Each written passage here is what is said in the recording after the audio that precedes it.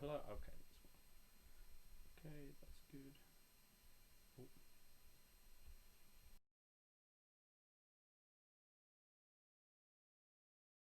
Oh.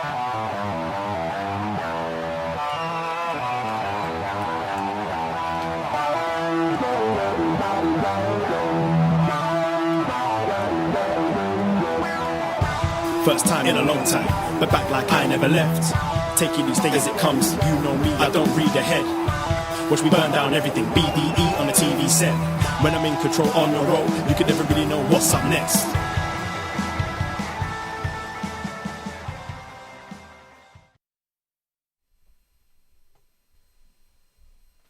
Hello! Hello, hello, hello! Braden Herrington here with Davie Portman for Up Next, live on YouTube.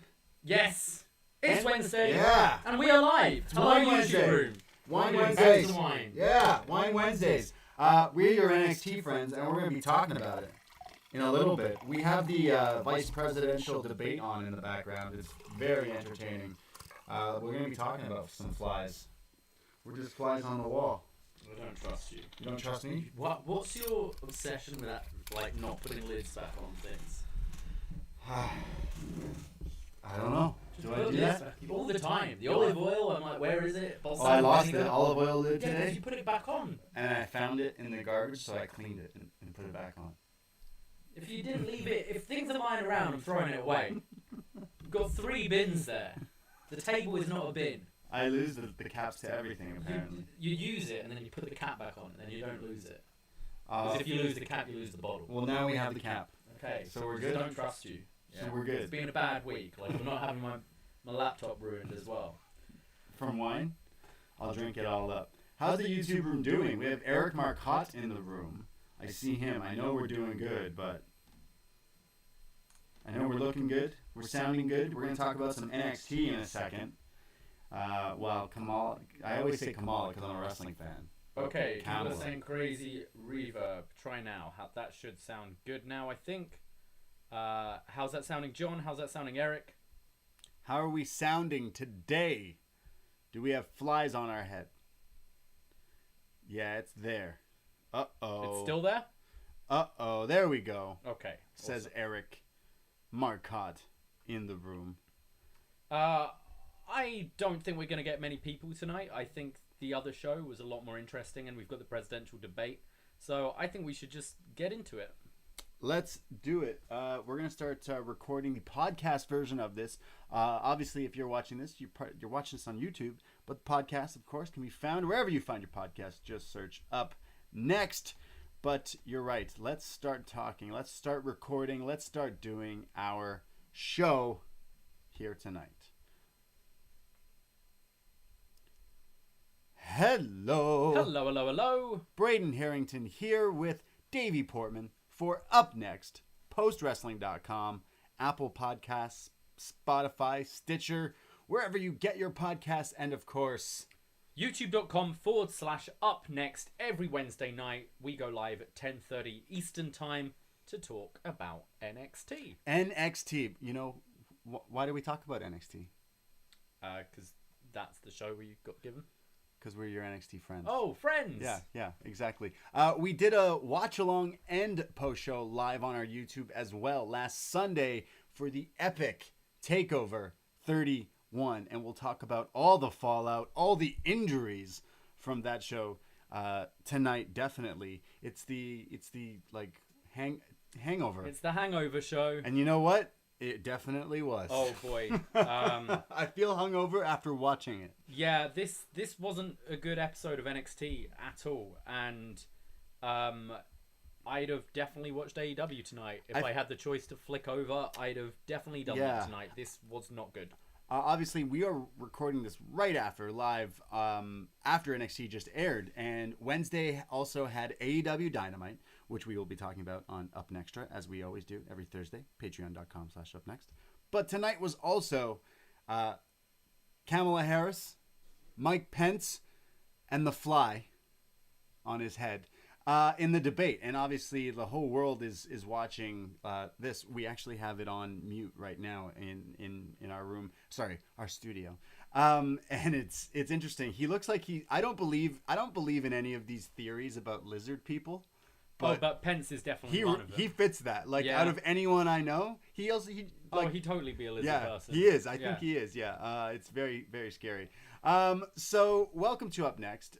We will get into NXT. We again did our Takeover 31 show wherever you find your podcast, and that was an awesome show. But today is definitely the hangover. See, in NXT, they always do the Takeover, and then they do, back in the day when it was taped, they do like this weird recap, backstage interviews. You have maybe 1 or 2 pre-taped matches. They often weren't good. So tonight, it kind of felt like that. So, how you doing? I'm okay. We got wine on our Wednesday? We've got wine. We've got some rosé today. Wow. I'm good. It's been a tough week. Work sucks right now. Yeah. Doesn't help when you work in the service industry and the doctors are saying, hey, don't go to restaurants. So very, very slow week at work, which is, worrying because that's how I make money. So that's got to me a bit. I've been quite stressed. Feel like I'm falling behind on everything. G1's just mounting up. The stress is building up. I can't catch up on the G1. That's the thing when it happens every day. You're like, fuck, I'm like 2 episodes behind now. I'm not doing well in the G1 contest. Okay, that makes sense. That's why you're stressed. I can give you spoilers without giving you spoilers. I'm behind as well in the G1. We'll probably be watching some later tonight after recording the show, after AEW as well. But spoilers without even watching the past few days, Ishii's the MVP of the G1. Oh, he's been fantastic. I feel like a broken record every week. Yeah, I've been doing my ratings for every match this time, and he's head and shoulders above the rest. All of his matches to me so far have been at least 4-star. If you need a guide of what to catch up on, just watch Tomohiro Ishii's matches. Big match, Tom. So the G1's going on. We'll probably be watching some and talking about that on upNXTra as well. And it's been good. Some of the matches that they've been putting on are fantastic. And as it goes on, and we'll be doing a Best Match Ever G1 2020 on the Patreon at the end of the whole tournament. At the climax of the G1 climax. But it feels weird. We had like a takeover on a Sunday, which was weird. Kind of messed up my whole week. I feel like we had our normal Wednesdays, but it was a Sunday. So then... wasn't a Saturday like either. We've done this a lot, It wasn't a Saturday either. Like, that's when takeovers usually are, but yeah. They've been Sunday for a while now. It's weird. Yeah, it's if they're not piggybacking off of a pay-per-view, they're doing the Sundays. Yeah, which, whatever. But it feels crazy with like elections and the president getting COVID. I feel like wrestling's kind of put on the back burner for a lot of people right now. I feel like we're not alone. Like, I feel like everyone's like, I'm probably not going to watch this because I'm more interested in, I don't know, the news. Or I feel like the news is just get the ratings for anything new. You talk about ratings for wrestling. I bet the ratings for like news or these debates are through the roof. Which, comparing to like, I don't know, NXT or Dynamite, I feel like Dynamite's got the edge tonight with the Jericho thing. But and it's just crazy. Yeah, as I said, I probably wouldn't have been watching NXT tonight if I wasn't doing this show. Yeah. Like it's nice to have the escape from the news because the news is kind of just constantly moving right now, and it's hard to escape it. And I must admit that's another thing that's just adding to like, it's been a shitty week. It's been a shitty year. Yeah. No one thought the year would go. I mean, the biggest swerve of the year is the what if Trump recovers from COVID? We've all watched wrestling. He could come back at the babyface return early on in the Rumble to win the whole damn thing. You know what I mean? Main event WrestleMania one last time. Yeah, he's just done it. He's done it too soon. Yeah. He's made the recovery too soon. Yeah. Which makes me question things. What about... Yeah, true. Fake news. Is he pulling an Eddie? What? He doesn't lie, cheat, or steal. Or pay his taxes. What about this? You're talking about things making you like... not so much depressed, but like the story of these ancient Egyptian mummy tombs that haven't been opened. Like, they just found them. They've been buried for like 2,500 years of something. And they thought, 2020 would be a good time to just see what's in them. Why not? Why not? Let's just do it. What else can we do? Like what? like we've had the UFOs. Technically, the government admitted in 2020 that UFOs are a thing, and we're not sure what some of these unidentified things are. Then we have like COVID. Then we have murder hornets. We have Trump COVID. That's a whole separate thing there. But now a tomb of mummies, and like it's spooky season. So like we've been watching movies. We're doing Evil Dead review on the Patreon this week. I'm all in. I've been marathoning scary movies since October 1st. I've been watching like 3 scary movies a day. It's insane. But this feels like there's going to be so many movies written about 2020 in like the future. If the world even continues on. But imagine like the South Park COVID special was too on the nose that I felt uncomfortable watching. Oh, that's South Park. That's the thing. You don't watch South Park. That is literally their MO. but because of like the circumstances of what is actually going on in the world, it was just like that's their MO. That's what they've always done. I definitely feel like it's crazy. Like I thought that South Park pandemic special was awesome. Obviously, we couldn't watch it live last week because we were doing this. Yeah. But yeah, we've both seen it since then. It's so good. The amount of points they hit within like very scary. Just the first 5 minutes, it's excellent. Yeah, it's excellent commentary. It's so funny. I was a big fan of it. Because like, what are some of the TV shows that are returning for the fall are like using the pandemic in the story, like making it follow along for real in 2020 time, and it's just very interesting. Like, damn, what are movies gonna be about? Like this year in general, it would definitely be a horror movie, and it ends with an Egyptian tomb opening, and then we gotta call Brendan Fraser to come save the fucking world. I don't think Brendan Fraser is saving the world. No, he would. If he made another Mummy, he would save the world, but that's for a different day. But this film wouldn't come out till like 2034 anyway. No movies are coming out. Everything's like, at least this year there were some things that were made, whereas everything now are just taking 2021 off. They're like, we want to make money. I guess we can catch up on all the other stuff. All the other movies that have come out. Like James Bond's pushed back till like the year 6000. Yeah. Batman's been pushed back. All these things have been pushed back. So it's, what are we going to be I feel like music will be really good next year, because all your artists are stuck at home. You're going to have fire albums next year. But when it comes to like movies, you're going to be waiting. You're going to be waiting for a while. So we watch wrestling every week. Yeah, and who knows? Maybe you'll watch Shawshank Redemption. One day, maybe I'll watch Shawshank Redemption. Yeah. I spent my week watching Prom Night with Jamie Lee Curtis, which was a big mistake. But... You watch all these films, yet you don't have 15 minutes to listen to Shot in the Dark. Shot in the Dark. That dropped today. John Cena Evil on our Patreon, patreon.com/upnext. It's absolutely free. You don't need to subscribe. But do what Braden doesn't do and listen to the show. Yes. No, yeah. Shot in the Dark, where he covers AEW Dark, but also 205s with the biggest superstar in WWE NXT history, Ashanti. No sign of him today on NXT. Also looking at NXT UK, the tournament going on there. New Japan Strong. Good show. Great show. Listen he to watches it today, all the and stuff. We've got a little Nigel McGuinness cameo on it now. Wow. In the intro, which is pretty cool. Ooh, excellent. But yeah, check out John Cena. He also hosts the Zombie Pod, which he hosts all like horror related stuff. So he's probably having a field day with all the spooky season stuff and Halloween leading up to it. So go check out that 205 show, the Shot in the Dark. It's free on the Patreon. You don't even have to sign up. You just go and you can click the link, and it's a little shot in the dark. So it's great. But if you go to our Patreon, patreon.com/upnext, I mentioned upNXTra every Thursday, comparing AEW and NXT and all that. But we also do so many shows. We kind of predicted NXT would bring back Halloween Havoc. So like about a month ago when we were putting this month's schedule, we decided to pick a Halloween Havoc to review. And we put it to a vote on the upNXT Facebook group page. Go follow and join in on the conversation. It's always going. The chat's always fire. But you guys picked Halloween Havoc 1993. Because I guess you listened to our Sturgis Rally show. What was it? Hog Wild? Hog Wild. And you thought, these guys need to talk more about Ice Train. Oh my God. Yeah. Wow. I can't wait to talk more about... I think our new... He's replaced JC and Chris. He's like our new... Just, what a guy. But from like the 90s. Yeah, any of these throwback shows, the only rule, Ice Train's got to be on it.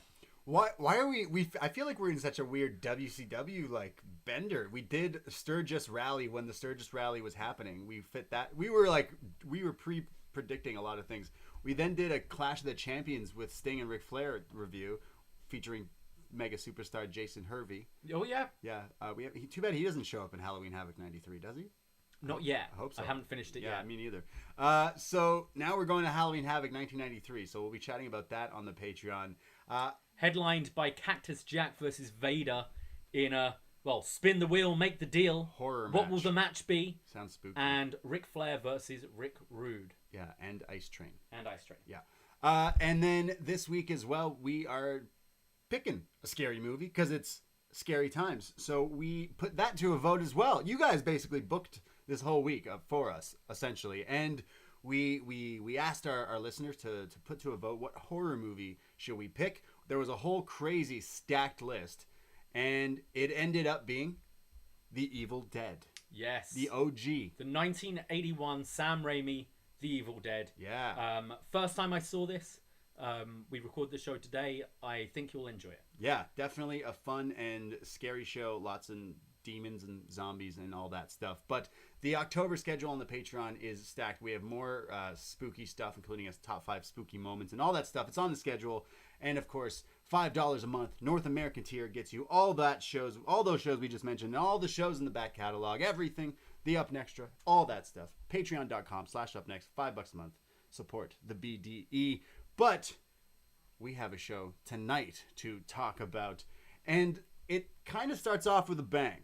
And I'm talking about NXT from Wednesday, October 7th, 2020. And they basically told us that, hey, these are the 2 things advertised for NXT tonight. One, we're going to start... Sorry, there's 3 things, really. Ember Moon's going to come out. She has something to say. 2, Finn Balor has a broken fucking jaw, and he's coming out. He's gonna explain things, which he never came out, but anyways. And then finally, they announced that there is a match between Kushida and Ciampa, and that would be starting things off here tonight because these 2 would get in some sort of altercation in the PC, the gym or something, which leads to this heated opening matchup between Ciampa and Kushida, starting things off here on NXT tonight. And this is a hot match. Kushida slaps Ciampa. This is the new Kushida, by the way. This is Gene's Kushida. Oh, the jeans work great for him. Yeah. Is this Back to the Future 2 Kushida? Like he's got the jeans in... Oh, no, he's got the crazy trainers, right? Yeah, right? So Kushida here is slapping Ciampa. He's pissed off. They do a crazy, like, technical wrestling, holds and back and forth, which then Kushida gets out of with his hip toss into the dropkick. But the exchange here between these 2 was really awesome in the early moments. There's then the running shoulder breaker we saw him do to Dream. There's then this spot where he goes for his upside down handspring into the ropes, but Ciampa scouts it and drop kicks him upside down right into the mush. Looked great. Ciampa hits a neck breaker, then another neck breaker, wearing him down. But Cushy, he comes back, hits the handspring kick, and we go to commercial. When we come back, Cushy's now beating on him with an enziguri, and then stomping on the hand of Ciampa. Hits a flatliner, then a German, and then a buzzsaw kick, and then the armbar. But Ciampa lifts him up and hits a sit-out powerbomb for a 2 count. Ciampa now on the attack, hits a Fisherman Buster. He keeps going for the fairy tale ending, but Kushida keeps getting out of it, slaps him, just starts to kick him in the head, hits the baseball punch. Then Kushida just gets into second gear, does this double arm surfboard and just starts to stomp in a mud hole while having the surfboard. It's like the Bryan Danielson stomps, but to Inverted. the back of the head. Shoulder blades. Or you're yanking on the arms as well. Just crazy. And then if that wasn't enough, he just locks in the hoverboard lock, the submission hold here. Ciampa has nowhere to go. He's screaming. But then I could just hear anyone who decided to watch the show tonight. You could hear them groaning. As the Velveteen Dream jumps off the top rope with a double axe handle to Ciampa, acts like he made an accident. Therefore, Ciampa is the one who gets DQ'd and wins the match. Kushida is pissed off, attacks Dream after he was attacked, hits a tope to Dream to the outside, and then learns that Ciampa won by DQ and was just kind of like, whatever. And, yeah. Great match. Let's start there. This match was fantastic. I loved the opening where it was just so quick. Kushida showing off his speed. He does like the cartwheel and spinning around Ciampa's body and like taps him on the head, like pissing him off. I love this new Kushida. Works so well. The viciousness throughout it. When you consider Ciampa is like, he's vicious as well, right? And Kushida was just taking it to him. I thought we were just going to see Kushida like break Ciampa's arm and write him off. He's just breaking everyone's arms. It was just, I really loved this. And the one thing I liked about the Dream interference is it seems like we'll get a rematch of Kushida versus Ciampa, which I'm all Ciampa for. Won. Which I'm all for, but I'm not for Dream being involved. I thought you kind of ended that story perfectly at TakeOver. He's even in a cast here. He showed up in a cast tonight. Yeah. I don't know if this was just putting the final nail in the coffin with him just getting bitched out because he just gets taken out and thrown into the crowd. Didn't like the end. Glad we'll get a rematch though. I thought this match was really good, and honestly, this is all I'd recommend on the show tonight. You can stop the show here because this was such a hot match. I agree. This may be one of my favorite TV matches of the year. It was excellent. Yeah, I really loved it. It honestly came out of nowhere. I was like, oh, Kushida Ciampa, that's going to be great. And then they said it's opening the show. I was like, oh, that'll be really good. And it left me wanting more. But this was a great opener. The only thing I didn't like, which kind of drops it down, is the finish here because it's just like, I like wrestling, and I got to see some really good wrestling from both of these guys, and I definitely want to see them tied up again. But yeah, I got so hyped after this match. I was like, oh yeah, this episode's killer. Coming off that hot pay-per-view, we're going to this great match. And then it just goes off a cliff. Oh wait, I guess you could say there's an eclipse. Yeah. Yeah, you could say that. Are we going there now? We are, because that's the next segment. Can't wait. Here's the real main event, folks. Ember Moon is in the ring. Ember Moon is in the ring. There's the green lights and kind of weird things. She's got her Mad Max outfit on. She's in the ring. Sorry, let's just start with the outfit. Okay, so this is Ember Moon's big return. Yeah. She's starting off in the ring. We're not seeing the entrance. Okay, we're getting that later. But this is the big return of Ember Moon. Yeah. She stood in the middle of the ring, half in her like new gear, and then just jeans. She's picking up where she left off. This was the criticism we had like 3 years ago, where cool, you're dressing like a vampire or a werewolf or whatever you are, cosplayer, but then like furry. You'll be backstage just talking like a normal person wearing your jeans. So visually, right away, no entrance, middle of the ring, you're in your jeans. I'm not supposed to care about this person. This person does not seem like a big deal for me. Well, let her change your mind. Oh yeah. Ember Moon said, the crowd in Full Sail are cheering. Or sorry, not Full Sail, because this is the first NXT at the CWC. The CWC. Yeah, Ember Moon is here, and the people in the crowd here are cheering for her. She says, "Thanks, guys. It's been a while, and I know I'm shocked that they let me talk on the mic. I've been in isolation for 14 months, and a lot of things have changed. Well, I'm healed up, and I decided to get on my bike, and I drove for miles and miles and miles and miles. I drove all night." She says miles a lot. She says, "And now I'm following Ember's law. I do what I want. I do whatever I want to do because I'm Ember Moon, damn it. And Mama wants some gold, baby." Oh boy. Okay. So she's talking like a normal person here. So she's not a her Mad whole Max look. werewolf. This is the thing. She's a cosplayer to me. Yeah, that's her gimmick. She's imagine the Undertaker dressed how he does, but then just spoke like me. Can you imagine that? No. The Undertaker had a British accent. That'd be pretty fucking funny. If he was just like, "All right, well, I'm back from injury. All right, rest in peace." It's like, but then what made this even more awkward was she's then like going like, yeah, I know, to like the kind of fake crowd. It's not even a real crowd. We've got some real people there, but it's all like friends, family, and PC talent. And they're doing like the welcome back chants, and she's like, thank you guys. You're too kind. It just seems so weird. It seems so fake. And she didn't sound good. And then, well, what happens next? Well, okay, so fuck, I'm not over that yet. Okay. This was really bad. This was me laughing at the TV. Yeah, we were both just laughing. I like Ember Moon, and I was like, okay, I predicted that it would be her. It made sense with the clues that they gave us, but then like this is the promo you cut? Like what? I feel like out of all the things you could have said to make me interested in this character, this was 0% of that. Like not even a little bit makes me you didn't even have an entrance, first of all, so you're already a jobber. Yeah, so like get out of here. But wow, the Ember's Law, as this was live, I got a tweet from someone, and I'm sorry I don't have it open, I don't forget, I remember someone messaged me and they said, at the Brady, who has the worst promo, Ricochet or Ember Moon? And I replied, after tonight, it's a tough call. Did you see Ricochet on Monday? Oh, no, I didn't. Because I'm going to say it's a pass. Oh, boy. Like these. But did he drive for miles and miles and miles? Tahuti miles?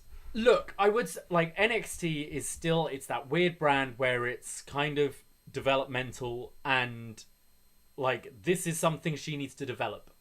Okay, so if she's coming back and they're going to be giving her regular mic time, like hopefully she'll improve. But this wasn't it. And then, like, so I'm going to just comment on it now. Shirai's music hits. Okay. But she kind of says her, Mama wants some gold, baby. Io's theme hits. Io's theme hits. And then she talks for like half a sentence.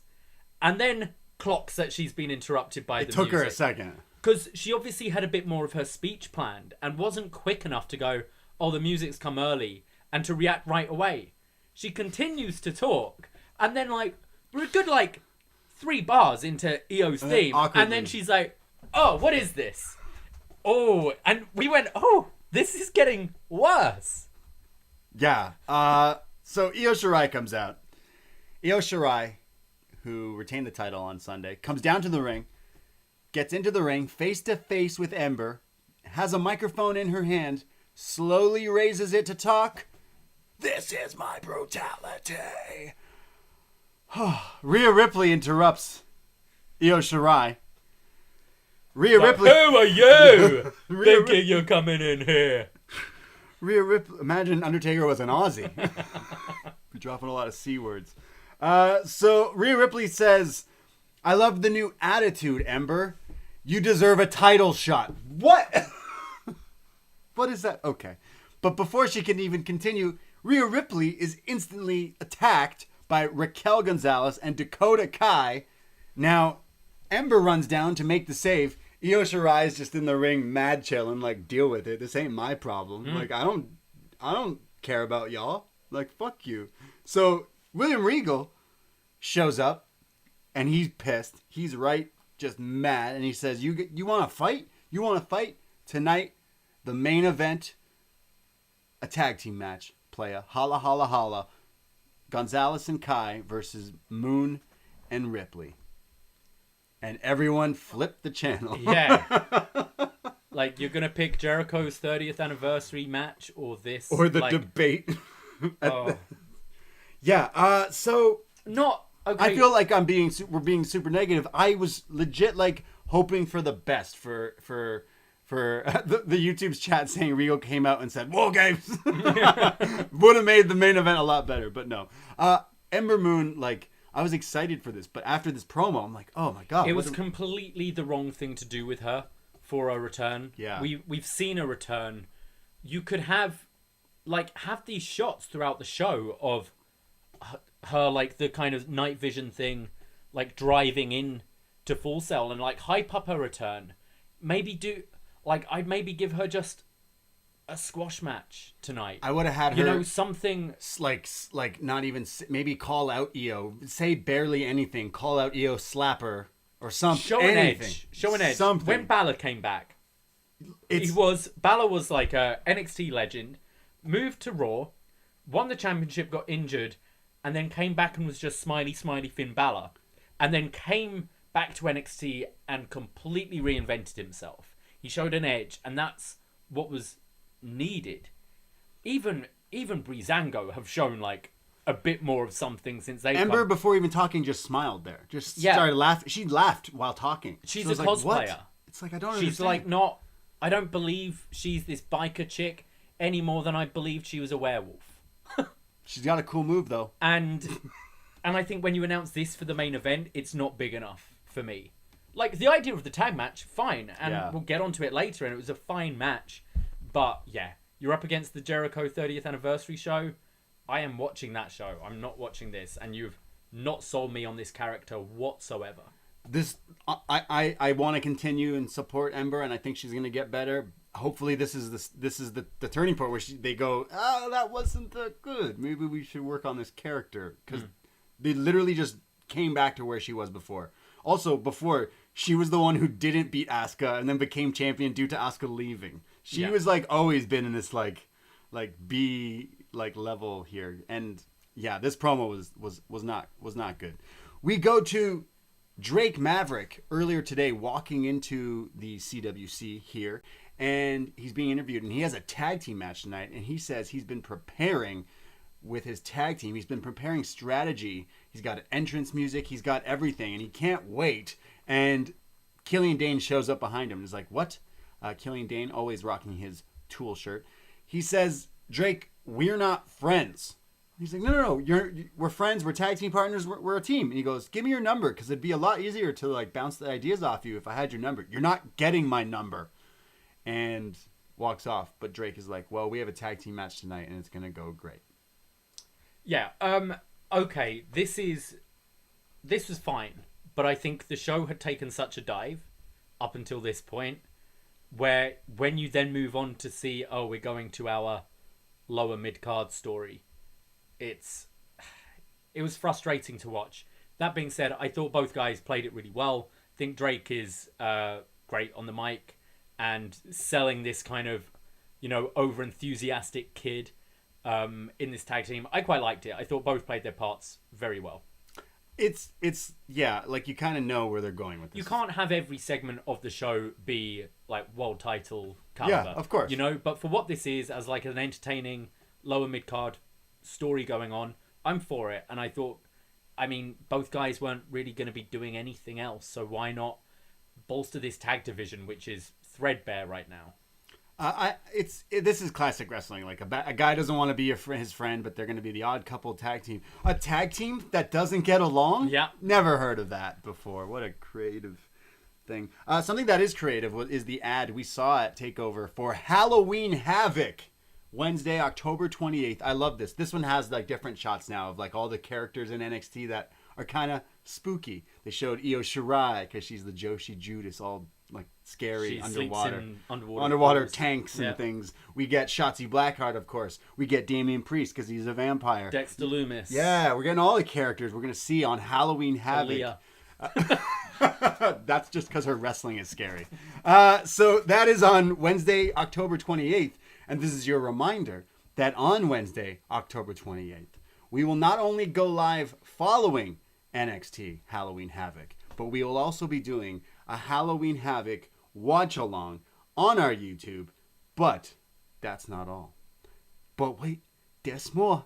Because we're going to be doing, on a separate computer, a special Halloween Havoc Zoom call with the BDE. However, you want access to the Zoom call, you need to be in costume. Yes, we will boot you out the room if you're not wearing a costume. No costume. And wearing a mask, like a mask you got to be wearing when you go out, that doesn't count as a costume. Wearing cat ears, no, get out of here. A specific someone, he's a pretty popular podcaster, he asked us, he's intrigued about the Zoom Halloween Havoc thing. He usually is watching another show on Wednesday nights, but he heard us talking about this epic Zoom thing, and he said that he was just going to wear his mask, and that's unacceptable. Yeah. And you need a full costume.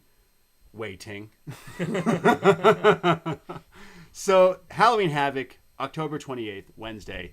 Be there. At upNXT Podcast on Twitter, and join the Facebook for all the information and all that stuff, because it's going to be lit. I love Jhatsi with her howling in this. It fits perfectly. Yeah, it's great. There was also an ad for ranch sauce, which is equally as scary to me. Not a fan. No, I'm not big on ranch. Yeah, someone just unsubscribed. Oh, it's very popular, but like, I don't get when people like get a salad and then get that as their dressing. It's ranch. Like, just order fries. Like honestly, what is ranch? It's like America. Garlic, sauce. creamy. American. American. It's not good. DNA. We come back from commercial. We have Io Shirai backstage being interviewed, and Io Shirai basically says exactly what I thought she was thinking in that last segment. Ember Moon is not my problem. Ripley is not my problem. And then points at her title and says, "This is my problem," and walks off. Wouldn't say it's a problem, Io. Yeah, I know what she means, though. Yeah. Like, anything that's coming between me and this is a problem. She's like, get out of here. None of that. Undisputed Era, they're all hanging out. And Adam Cole's wearing some shades, covering a shiner. I wonder how Kyle's doing after. What, did he chip his teeth or something? He broke some teeth, oh, yeah, I believe. Broke some teeth? Yeah. That sounds terrible. Undisputed Era, backstage, they say Sunday was the worst. And Kyle is a little down on his luck. And Roddy behind him is like, come on, Kyle. You had a performance of a lifetime, man. Yeah, come on. Put him in a body bag. Yeah. And it was nothing. Be hard on yourself, Kyle. Oh, cool, Kyle. He's down on his luck. They say that was nothing to be ashamed of because it was a performance of a lifetime. And fuck it, was it ever? Oh, yeah. Yeah. They say, we got to deal with this Ridge Holland problem now. And Adam Cole takes his glasses, revealing the shiner. He says, Ridge, I don't know why you did what you did, but you broke my ribs. You are a dead man. So, Adam Cole, this is an interesting story, and it will develop a little later, but yeah, I was a little negative on this, though. Yeah, I felt Kyle felt a bit of an afterthought. Yeah. Obviously, I'm pretty sure this is kind of still this breakup angle, because as hinted later in the show, someone's paid Ridge Holland to do this. Yes. So I assume this is all leading towards the breakup of UE, but I thought it was a shame that I kind of got the same vibes as when, Kofi lost the title, and then it's like, that sucked. Go in a tag team match with Big E. It kind of felt like Kyle felt like an afterthought to this Ridge Holland Adam Cole story. I wanted, as a wrestling fan, I really love Sunday, and you've heard us praise that match, and it's on the list of match of the year, no doubt, on a lot of people's lists. I'm sure of it.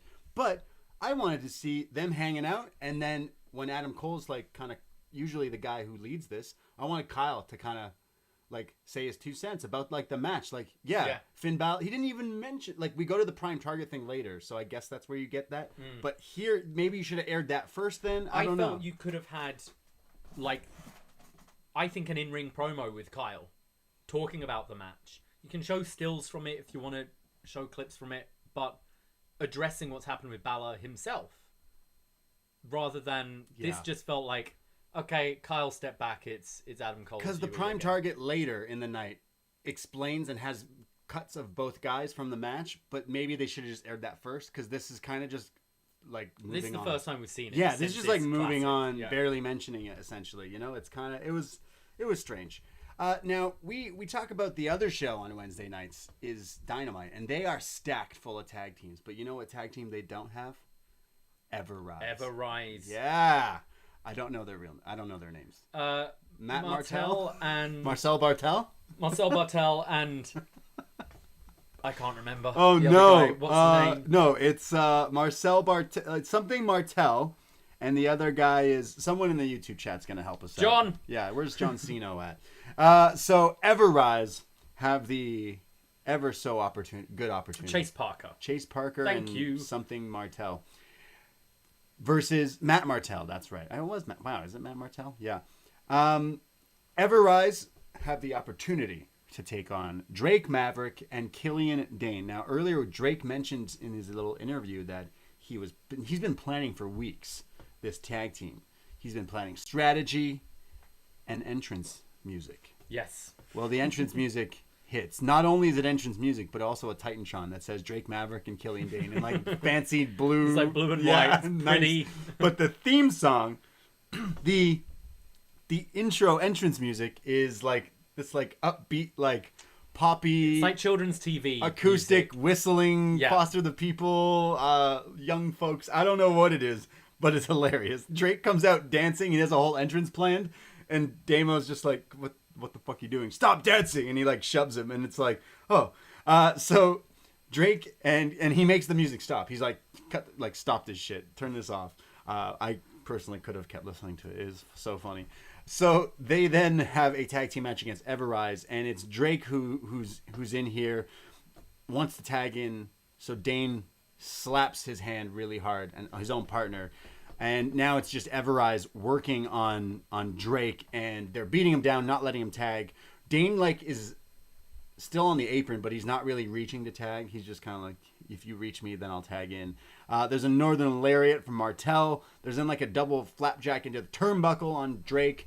But then finally, Killian Dane tags himself in. He's cleaning house. There's the running divide, then a wasteland. He's going for the Vader bomb, but Drake tags himself in, is like, I got this. And just like kind of fucks up the whole thing, almost gets pinned. So Killian Dane then lays out like Everrise. So is it Matt Martel goes for a roll up and Dane's like, Dane just boots him in the face. He's like, I guess I'll break it up. So he does it. He then power bombs his own partner Drake Maverick onto the guy.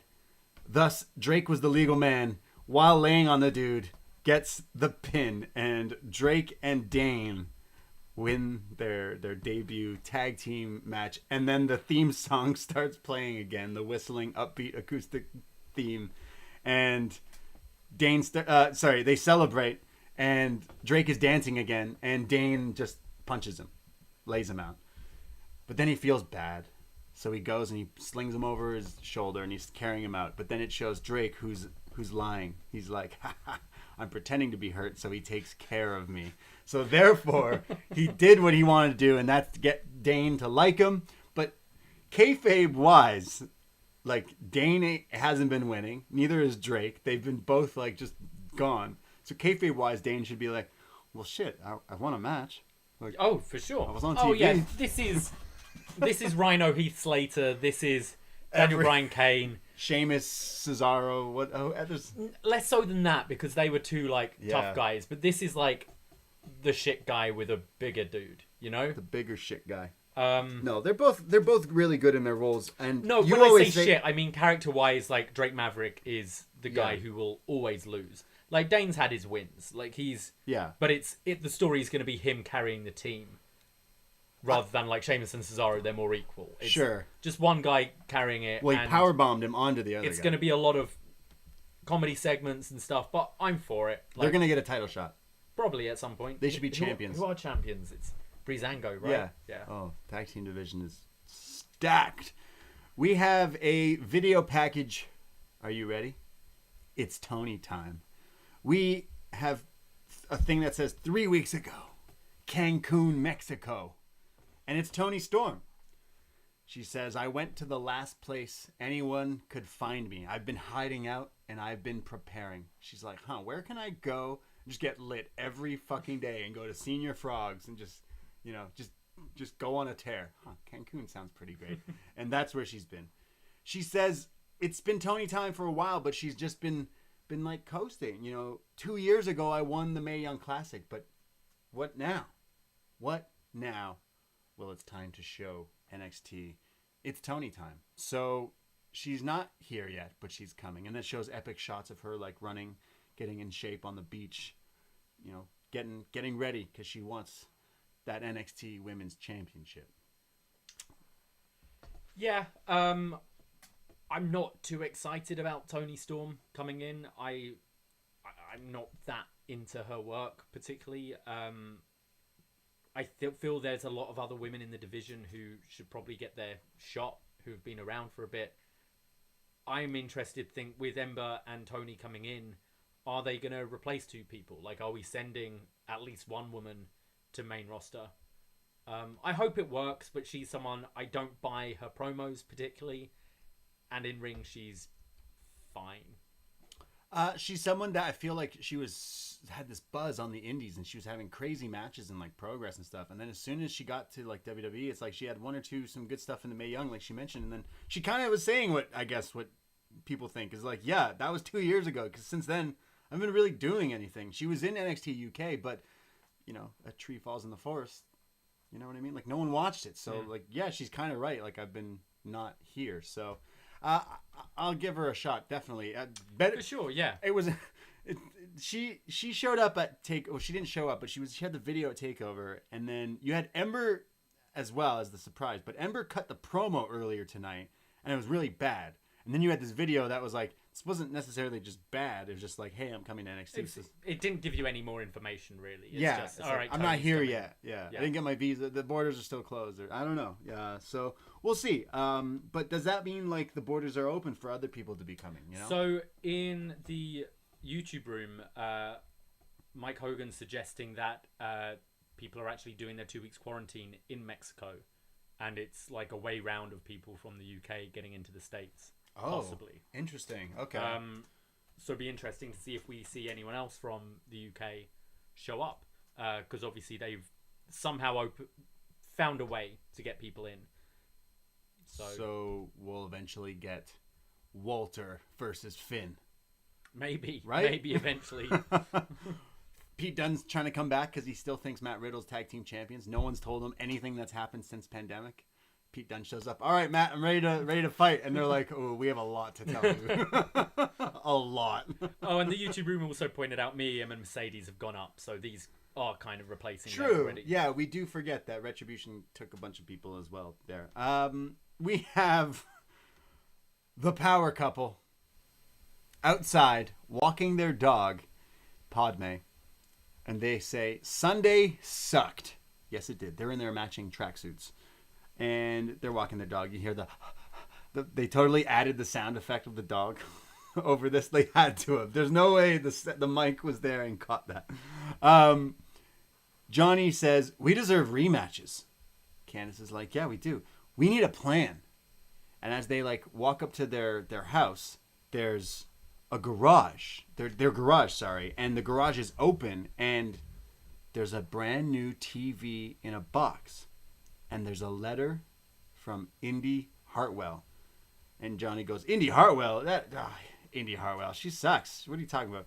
Candice goes, Johnny, Indy Hartwell bought us a new TV. And he's like, oh, that Indy Hartwell, she's great. I always love that Indy Hartwell. She's great. She bought us a new TV. Wow. What a nice girl. So then it's like continuing later on. So Indy Hartwell bought the Garganos a new TV for the guest room since Tegan broke it. Yes. Nice girl. Clearly on a better contract than Ridge Holland. She's just buying people TVs. Yeah. Okay. So I know people hate the power couples, and I'm having a hard time trying to defend them because this is just weird. I say the same thing every week. I think both Candice and Johnny, especially Johnny, play the part so well, but I just think it's miscasting. And especially now, these are a comedy. Like, these are a comedy mid-card act, and Johnny Gargano shouldn't be that. This is kind of what I would see him being given on like a Raw or SmackDown, when you scratch your head and you go, why are they doing that with Johnny? It doesn't work for me, but I think they are playing it well. They get laughs from me. I just think it's miscasting. Me too. And I do love both of them. So I continue to see it out, but it was like almost as bad as dinner, you know, just them walking. We'll see more of them later, but we go. I thought your dinner was good today. Our dinner was good today. Oh, I meant the dinner. At the their Garganos. dinner. Okay. We didn't talk about our NXT meal. Every Wednesday we're roommates, and we decided that every time we do the show, we cook for each other every week instead of getting NXT takeout. And This week I made tiki masala, chicken masala. I don't know what to call it, but it was great. Did you call it tiki? Tiki, isn't it tiki? Tikka. Yes. Tikka masala. That's why I just say chicken masala and be safe. But you had to jump in there. But I couldn't think of an NXT name, so I asked John Cena, and he said Tommaso Masala, which I'm like, all right, it's not that good. So yeah, let us know. I'm trying to think. At upNXT. Tikka masala. Tiki masala? It should be called tiki masala. Why? Who's Tiki? Kona Reeves tiki masala. I don't know. What could it be? Something curry? Sorry, John Cena said chicken tamar. That one's even worse. I'm not even trying to read that. I don't know what that is. We go to let us know at upNXT podcast. I thought it wasn't a boona, but like it's a curry, so like a Ember boona. Instead of Ember Moon, Ember Boona. Nice.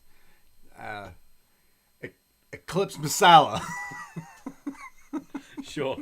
Tahuti Masala. Tahuti Masala. Yo, there we go. Hakuna Matata. Yeah. We also want some recipes. Like the winter's coming. We need some recipes while we're stuck at home. You know, some chili, some soups, whatever. You know, some winter stuff. At upNXT podcast on Twitter. Let us know what we get people who are interested in our food. I've had people message me asking for recipes, and I'm like, we don't ever write down recipes. What about so curries, like what do they do to you? They make you gassy, right? Okay. They make you burp and fart a bit. All right. What about instead of Indy Hartwell, Indian Fartwell? Wow, that's no. No? Okay. I'm trying here. Someone's offended. Trying here.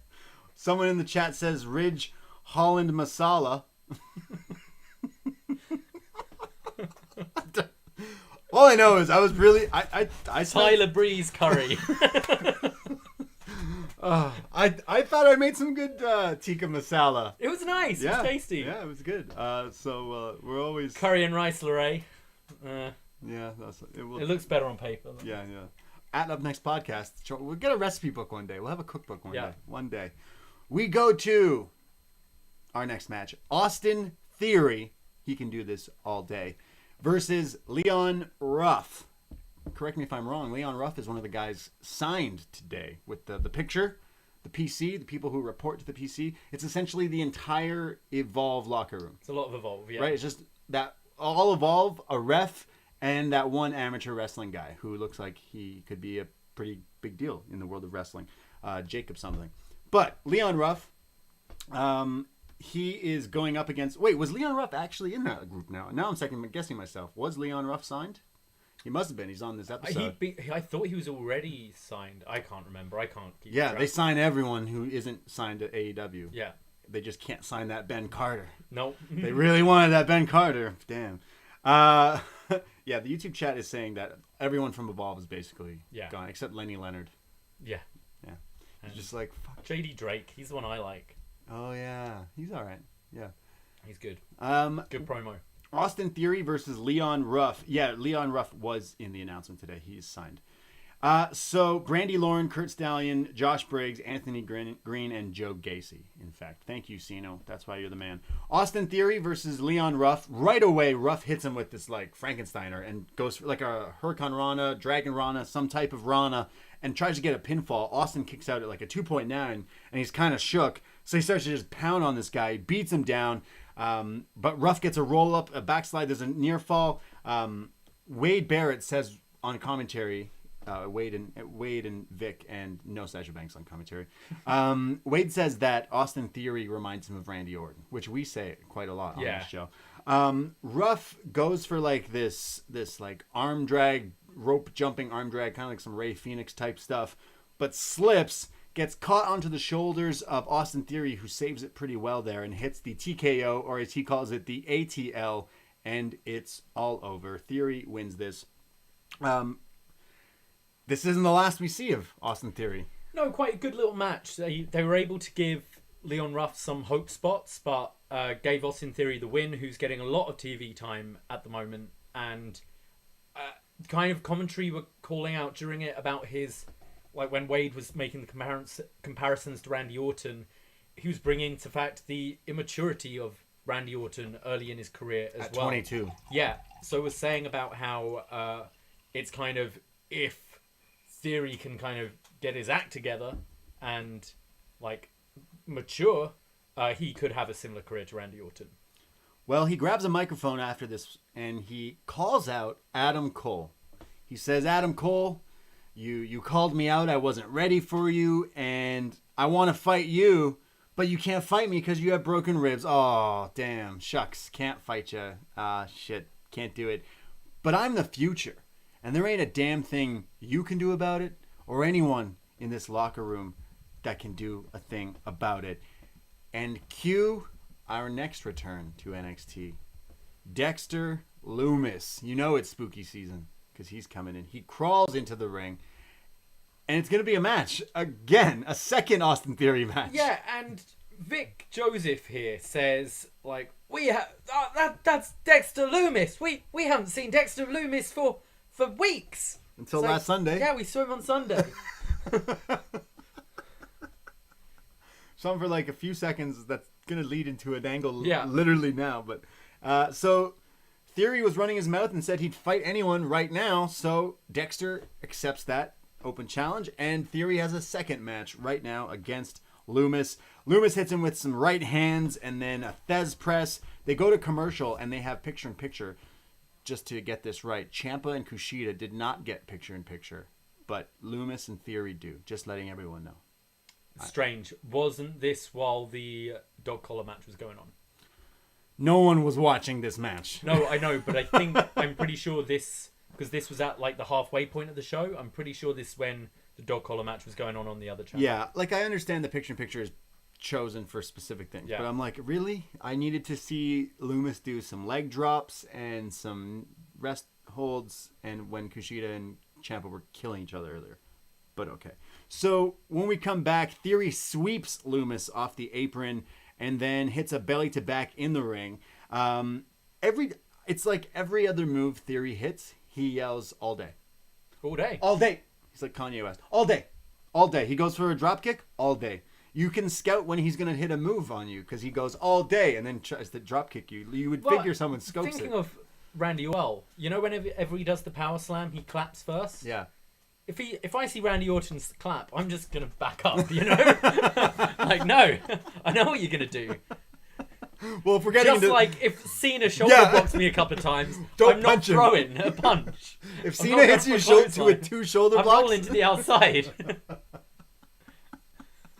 Don't even get me started on the people's elbow. We were just talking, which will be on our Evil Dead review, about how horror films, people have to go against like common sense. Like, if you hear a weird noise in the basement, better go check it out. You better go down on your own. It's the same with wrestling. Like, you just have to go against those like natural instincts. Like, he said all day, and every time he says all day, he doesn't move. Kind of hurts me every time he says that. Maybe I should not get up or go towards him. But Lumis comes back and catches him with a spine buster. There's then Lumis who does like a roll through and then a monkey flip. It hurts more when he rolls first. This looked cool. Like, for a guy Lumis's size doing the monkey flip, like, it's a pretty simple move, but I did think it looked kind of cool here. He then hits a slingshot suplex and then the side effect into the silence, which is like the side, almost like the Anaconda Vice type side triangle thing. And Dexter Lumis wins the match via the silence. And as Dexter Lumis gets to his feet, he is instantly welcomed to a cave-in from Cameron Grimes. He's laid out. Cameron Grimes looks at him and says, "When I ask you a question, answer me, freak." Ha ha! Going to the moon. And he walks off. The match was fine. Just, I don't think Dexter Lumis doesn't really do it for me. I think the character could have some fun, like, wacky segments, but not overly into his wrestling. This just feels very mid-card, and like it's...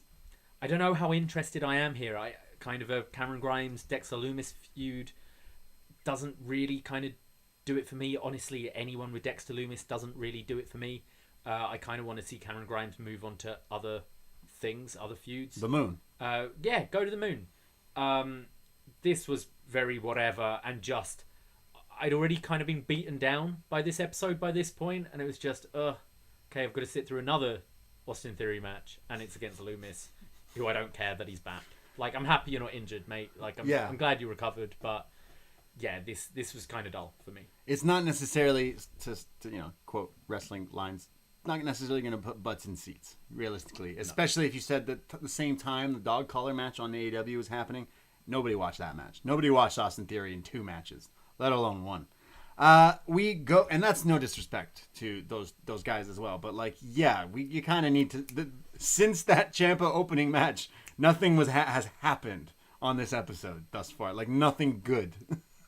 You can't go this long with so many like meh people. Yeah, exactly. You know, it's like, isn't it action films? Let's pick it up. Every kind of 15 minutes, you need something big to happen, and it kind of felt like that's what this episode needed. It just dived. It fell off a cliff. I really liked Graves. Obviously, I love Grimes, and I really liked him kind of showing up here and stuff. But that just leads to this, and he's probably jobbing to Loomis, right? So well, Loomis seemed to be the one to go after Cole, right? Yeah. After the Velveteen Dream feud, that seemed to be the direction they were going to go, and then obviously he got injured. So they're high on this guy, and we'll probably want to get him in that mix, or at least the North American mix, pretty soon. Yeah. But I don't see it, personally. We have Raquel Gonzalez and Dakota Kai. They're backstage being interviewed, and they're basically chatting shit about Ember Moon and Rhea Ripley. Dakota says it doesn't matter who they are. She basically says, fuck these gals. Yeah. I'm going to be the champion again. I got to step up, and tonight's the night I'm going to prove. It doesn't matter. Rhea Ripley, Ember Moon, doesn't matter. If you're returning, if you're going, you're staying, I'm winning. This was fine. Raquel and Dakota, I like the team, but you kind of know. You already knew what was this. They were here for it. Yeah. You know? It was unnecessary. Yeah. You know you're losing. I'm sorry. Yeah. We come back from another break, and it's Cameron Grimes backstage, and he kind of repeats what he was saying. That freak Dexter Loomis, he should have known better not to mess with Cameron Grimes. Now, if you'll excuse me, Cameron Grimes is going to the moon. This again was unnecessary. He literally just repeats what he just said in the middle of the ring. Yeah. He said, like, when I ask someone a question, you reply. Yeah. Like, he literally just said that in the ring, and now he's saying it backstage. It felt unnecessary to me. A lot of these segments. Yeah, it just kept going and going and going. We go to the Prime Target Kyle O'Reilly Finn Balor epilogue or something, whatever they called it. And it's recapping the whole story, the lead up to the match itself, and then the repercussions. It shows Finn Balor going to the hospital. He got his jaw broken in 2 spots. 2 places. You could tell from the way his mouth looked. Oh, you knew it was a broken jaw watching the match. Like, his face was fucked after. So it shows him going to the hospital. It shows Kyle. He got fucked up. Finn, 2 fractures in his jaw is what they said. Insane. Finn Balor.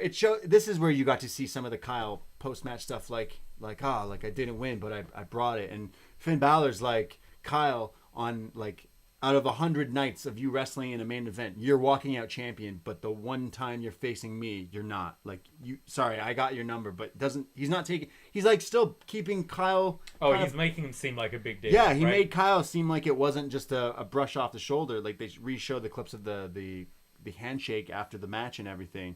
But it basically ends with Finn, who says, people kept asking me if this title reign was going to be better than my last. Well, I guess they got their answer. I mean, first title defense. This is better than the last. Yeah, better than anything he's ever done, in my opinion. That's probably his best match. I agree. Oh, 100% his best match. Yeah. He had some. I felt his initial NXT run, it was kind of more about the entrance for me. It was more about the Demon. You go to TakeOver, and he had good matches. Like, don't get me wrong, his matches with Joe were good. He had a good TV match with Nakamura. Yep. But I don't think they were quite at the level of kind of when we step into the sort of DIY era. I think that was like the peak of these wrestling main events, of these NXT main events. Even in New Japan, he was great, but Yeah. now, I feel like now this is the proper. But Balor surpassed that Yeah. with the match against Kyle O'Reilly. Yes. It's one of my favorite matches of the year. Definitely. I'm looking. It's one I'm already looking forward to rewatching in December when we're Yeah. kind of going back and making our picks for match of the year. And you're not a big Balor fan. Usually, you're not. I'm not. Yeah. He doesn't. I don't dislike it. Me too. But I'm just like, yeah, you're good. But I think there are other people that are better, and maybe you're kind of overhyped. Sunday's performance, he's not overhyped. Dude got This guy's his fantastic. jaw fractured in 2 places and had a killer match and still managed to finish the match. Now, It was a war. yeah, it was a war. That was one of the best NXT matches. That was one of the best WWE matches. It was so good. And now we're kind of like, oh man, the NXT title's cursed. So this here, they didn't vacate it. They didn't really announce anything No, new. this was the announcement in this. So What? I felt they really... I feel like NXT realized they had nothing planned for tonight. And they knew, oh, AEW's got a big show and we've got the debate. It felt kind of false advertising here. Because it felt like we were going to get a big, like, Balor announcement. And obviously the guy can't talk right now because of his jaw. Fuck. But this was just a video highlight package and then kind of showing the Twitter thing we saw earlier confirming the jaw break. And then you had the words from the doctor saying he'll be out for a bit. But it's worth noting they didn't strip him of the title, which I think is a good idea. If they know, if the time frame is a couple of months, why vacate it? You've already vacated it once. It's since Cole dropped it, this thing's flipped about because you had Keith Lee, you obviously had It's cursed. Karrion Kross, and now Balor. I think if it's just going to be like 2 months or something, Build up a contender. build up contender. Hell, Brock defends once every 4 months anyway, so when he's been champ. Yeah. I don't see... You've got enough stories going on with the kind of Adam Cole attack and the North American title scene. You can build them up. I agree. I think it sucks that like Cross had his injury and he's stripped of the title, but he's probably out for quite a while. Whereas it sounds really lame saying, "Oh, this isn't that bad of an injury" because the dude's jaws got jacked. But like if it's 7 weeks, 8 weeks, I feel then, they... like, I mean, I've no idea how long it takes to heal from No a idea. broken jaw. I have friends who've broken their jaw and it sucks. Like their mouth is wired and they're through the wire, baby. eating through straws and that kind of thing. But like, I would have thought they'd have just vacated it today if they knew it's going to be a while. I think the fact that they didn't make an announcement today shows they're maybe somewhat optimistic of not too long a time frame. He's gonna have like a weird talk. He's gonna have like a different accent after this. Like a Kane voice box. It's gonna be like Kanye West. He's gonna somebody order pancakes. He just sit the scissor. I like this Prime Target video. I think they should have aired this before that Kyle O'Reilly thing. This is nitpicking and little things, but they definitely factor in. Like Kyle looked like a goof in that intro thing. They're like, "Oh, you do a great job." It was old Kyle O'Reilly. Yeah. It was just the comedy guy funny guy. from UE. But then in this video, it's like, yeah, I got kind of fucked up, and it's like showing him like he's got cuts and stuff, and it's like, I know, I'm with you. Yeah, very, very interesting. We go to Ridge Holland, who shows up in a fancy car. He gets out of the car, doesn't even fucking park it, and Which, dude, you know where you're... Oh, no, they're not at Full Sail. They're not. They're fine. Yeah. Oh, wait, so you're saying the CWC parking lot is a lot safer? I mean, I would think He so. just left a brand new fucking car. His right Merc there. seemed fine. So the camera guy at the interview says, Ridge, why did you attack Adam Cole? Ridge says, this week I have a Mercedes. Last week I didn't. I can thank Adam Cole for that. And walks off. So it sounds like what I got from this is there was a bounty. A bounty. Put on Adam Cole's head. And Ridge responded. So it's starting this little mystery of who is it that paid Ridge Holland?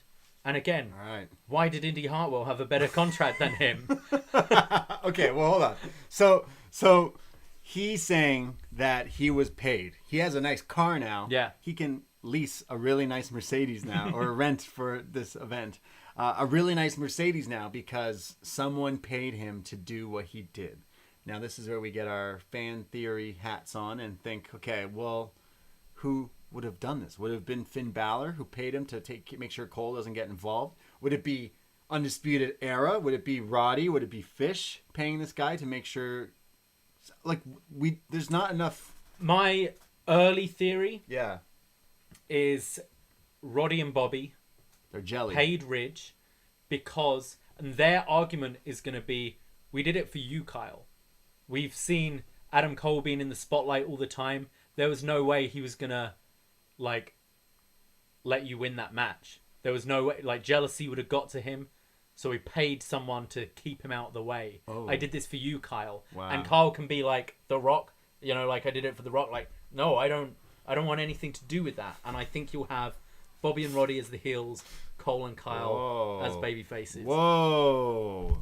Damn. I could see it going that Calling way. it early. I kind of get that vibe that it's Bobby or Roddy or both of them kind of the ones that did this to stop. I kind of say for their sakes it's got to be both of them because I worry for Bobby Fish without Kyle.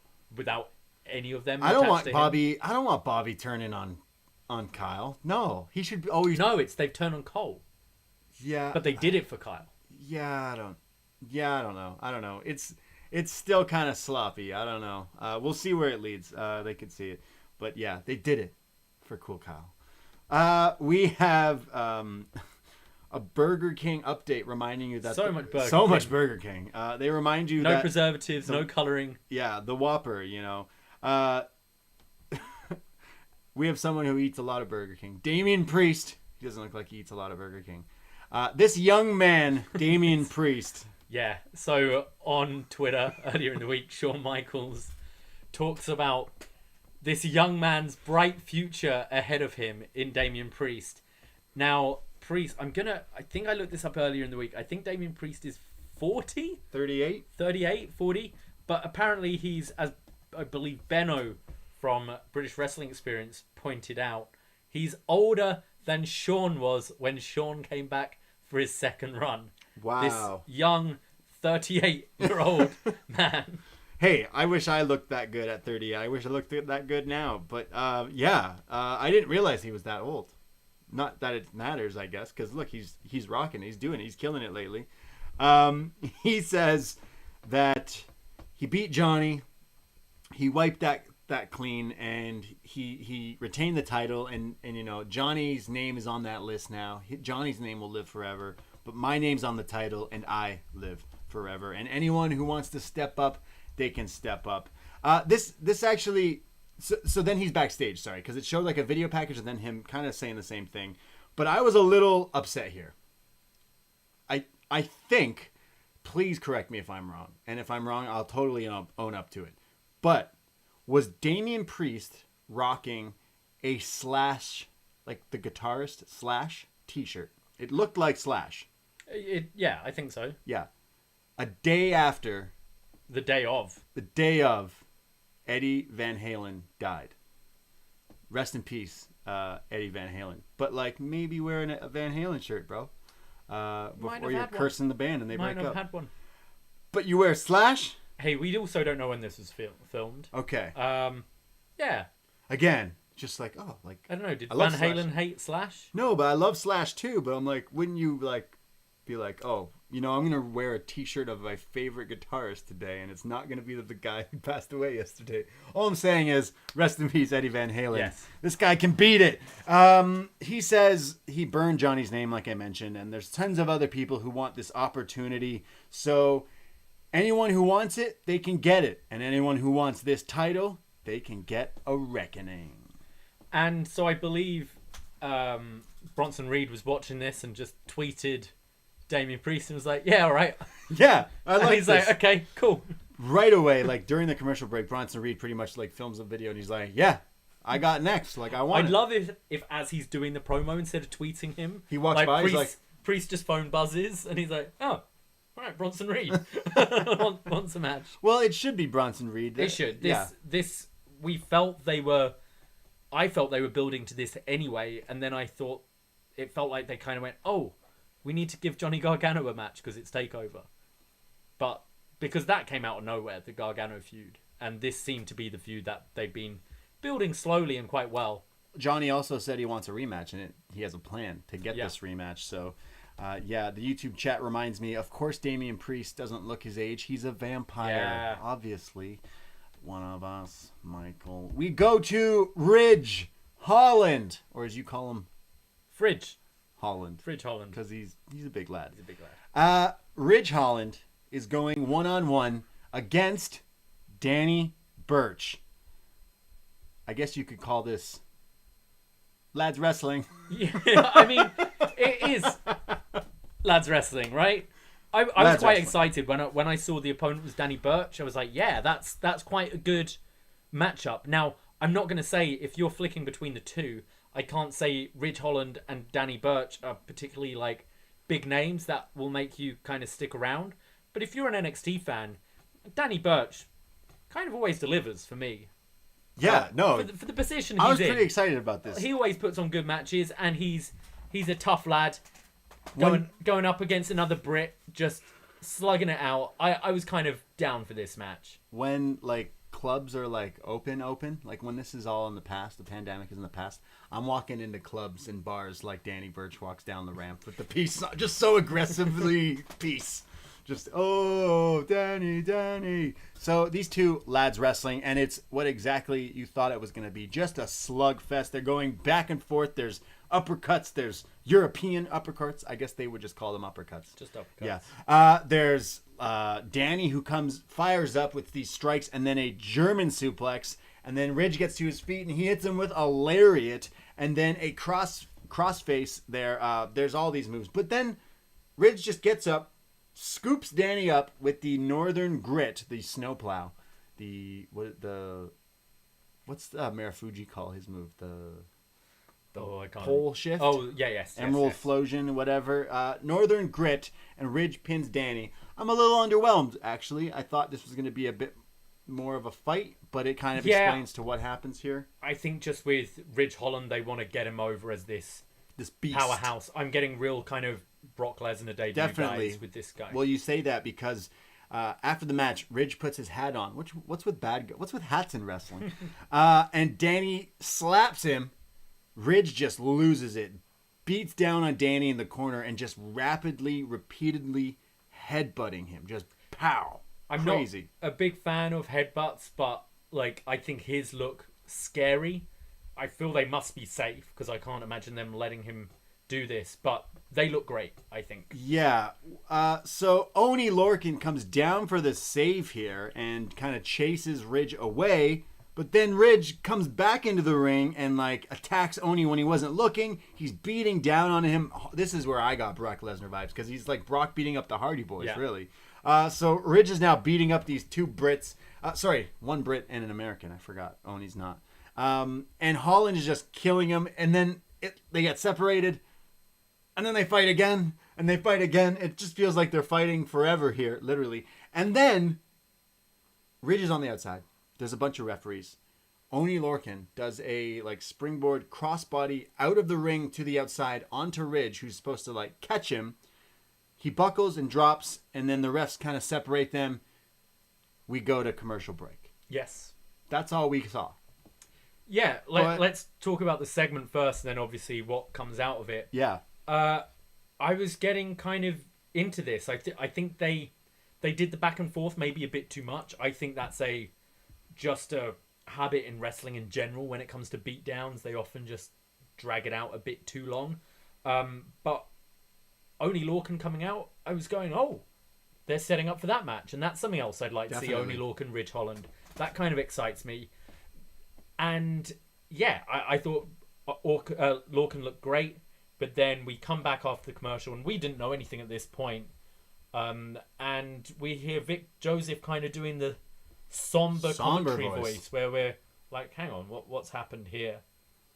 Yeah, I'm going to cut to it, because they throw to like taped segments, and then they finally come back, and then they throw to this thing. But let's just talk about it now. Yeah. They show the replay of Oney Lorcan doing this crossbody to Ridge. And as Ridge catches him, it looks as if his leg buckles or something. Yeah. He drops, and Oney is supposed to continue beating him, but the refs stop him. They throw up the X. And apparently, Ridge Holland is now injured from this. Legitimately here. He's put on a stretcher. Again, they showed video packages and stuff while this was all happening, and they wheel him out of here as he puts the thumbs up like he's okay. Like he's Shane McMahon after Hell in a Cell. But yeah. Wow. Yeah, you could, like this isn't an angle. No. You could see the kind of crowd look concerned. I said him kind of breaking character, just giving the thumbs up, being like, I'll be all right. But apparently, yeah, this doesn't look too good. They threw up the X. Apparently one of the referees was shouting like bad. Fuck. He screamed something out himself. But yeah, this is a shame because this is someone who wasn't really on my radar at all. And then since coming to NXT, I've kind of liked what I've seen. And if we're building up a new big monster guy, like kind of what they did, I guess the last example in NXT would be Lars Sullivan. Yeah. If they're building someone up like that again, I think this guy fits it really well and is better than a Lars, I'd say. But this sucks. Well, he's not much of a monster if only Lorcan takes him out. No, I'm kidding. This really sucks. Yeah. And it's obviously they've got pretty big plans with this whole Undisputed Era Adam Cole attack. With Ridge. Oh, no, I didn't even think of that. Which they're going to have to pivot away from. Can't be driving that Mercedes with one foot. Hopefully, maybe you can. Hopefully it's not as bad as it looks, but it looks like a knee injury, and we all know watching wrestling long enough that takes you out for quite a while. This guy's really new to wrestling too. Like he's the rugby dude, right? Like, yeah, I really feel for him. I was totally getting on board with this Ridge train. Wow. We wish him well. Poor guy. We hope he's okay. But at this point, we're recording right after NXT. We haven't really heard anything thus far on this injury. But you could just tell from the way Vic was talking. He was like, I don't want to. I hate doing this. Yeah. It's sad. And that's the vibe we got. But the two videos that they played in between. Get well soon, Ridge. Get well soon. We have Johnny Gargano in his house. He has now set up the new TV. And he's watching TV. And he's like, impressive. Most impressive. It's as if he's Darth Vader here looking out in space. Yeah. Star Wars vibes. I'm getting that. Candice comes in. She's like, what are you watching? He says, honey, Indy Hartwell gave us this TV, but in the box, there was a USB. So I plugged it into the TV, and it's highlights from the Battle Royal, the Women's Battle Royal. And did you notice how many times Indy saved you in that Battle Royal? Candice is like, no. Goes, bright future, that Indy Hartwell. Bright future. So Johnny's stroking his beard like, maybe we have a little bit of a unit, a team with Indy Hartwell. I thought this was great. Like, honestly, whether it was just a happy accident or this was something they had planned with Indy Hartwell, but going back to that Battle Royal and highlighting it's something that neither of us picked up on watching it. We probably just went, hey, why is she saving her? It's a Battle Royal. Yeah. But really nice detail to go back to, and it's cool seeing someone like younger and fresher being put into a position, and I guess the Gargano's gonna kind of be this girl's mentor. She's like, hey, you dumped your other friend, you need room for a new friend. Yeah. Or she secretly wants to kick Candice out and be with Johnny. That's what I want to see. That's what I want to see. Maybe. I think she's more of a Candice, but then do that. I just, why is she buying someone a TV? Like, she's sucking up to them. On Twitter, she had to tweet out saying, people stop tweeting me asking me for a TV. I'm not buying you one too. Apparently people were like, yo, buy me a TV if you can just throw it around TVs. But no, I thought this was a cool callback to the Battle Royal. I liked it. I just like the Star Wars references. Obviously, the Rebel outfits, gear they did at TakeOver, and then of course Johnny with the most impressive. He's Vader.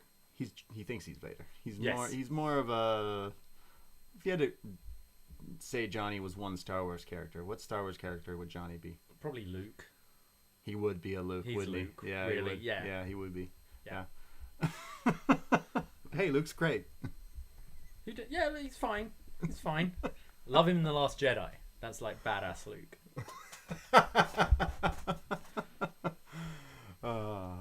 What a great movie. We go to Timothy Thatcher as well, another one of these video packages, and it's Thatcher. He's still in school. He's still in Thatch can wrestling. He says, "This is life. Life grinds you down." And then he like has this guy and he locks him in an Fujiwara armbar. And he says, "Life grinds you down until you quit. You think that's what I'm going to do? I'll be damned if that's what life does to me. I won't let it. I won't let life grind me down. I won't. God damn it."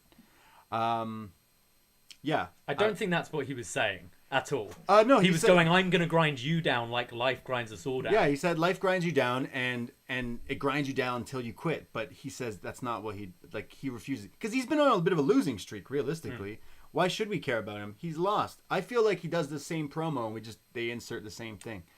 I'm super into like his character about how he's the wrestler, right? Like he's all about the wrestling.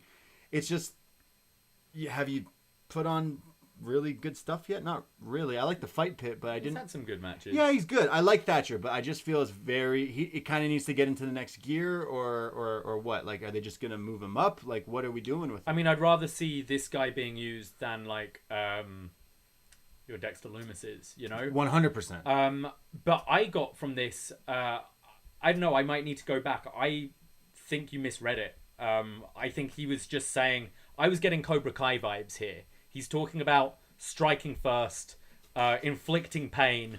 I didn't think he was going, "I'm down on my luck." He was saying just... No, he says he'd be damned if that's what happens to him. I'm gonna grind my opponents down till they quit like life does to other people. But yeah, it felt very Cobra Kai for me. It felt really... I feel like this guy... But you're right, we've seen this a bunch now. It's time to do something else. It's time to do something else. You like beating... Progress it. How many wrestlers' gimmick is, okay, your gimmick is you just beat other people up. Not actual wrestlers, just beat people up. Yeah. And then Lance Archer's like, "Hold my beer." So we go to Jhatsi Blackheart. Oh my God, are you ready? If you thought Jhatsi Blackheart coming out on a tank was cool before, wait till you see Jhatsi Blackheart. She has a match. She looks at the camera and she says, "Halloween Havoc, October 28th. It's going to be a nightmare to never forget." Oh, oh, oh. She gets in the ring, and she's going one-on-one against Zaya Lee. Zaya Lee comes down to the ring. She looks saying, "Hey, where's Aaliyah?" Zaya Lee looks at the camera and goes, "I'm too spicy. Hot and spicy. Something spicy." She says she's spicy. She's spicy. She's real spicy. So, Zaya Lee curry? That doesn't even... No. Zaya Lee.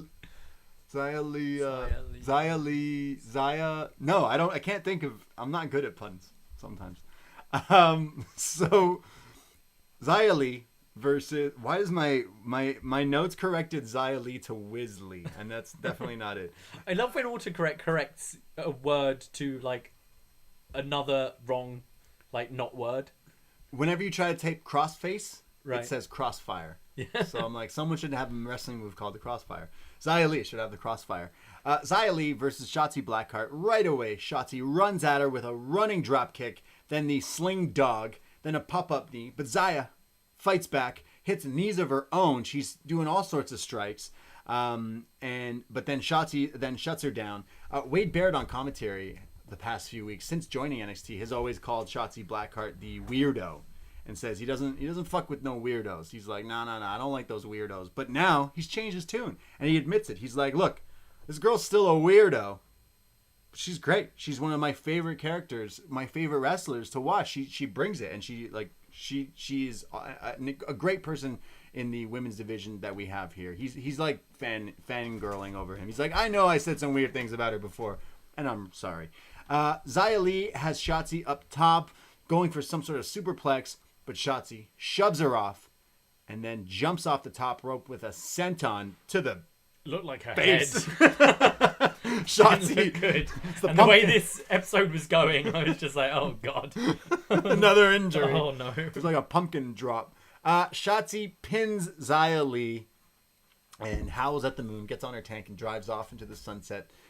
And Zaya Lee has been on this losing streak lately. She's been doing this whole down. She's down on her luck. And are you ready for it?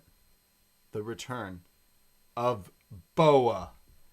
This guy just shows up, slips her an envelope with what it looked like Chinese on the envelope, like a giant envelope. Like, hey, in a nice suit, and she's kind of like, "What are you doing here?" And he's like, "Take a look at this and get back to me." Essentially, is what I got out of this. He's like, "I have this new thing. It's called the BOA brand."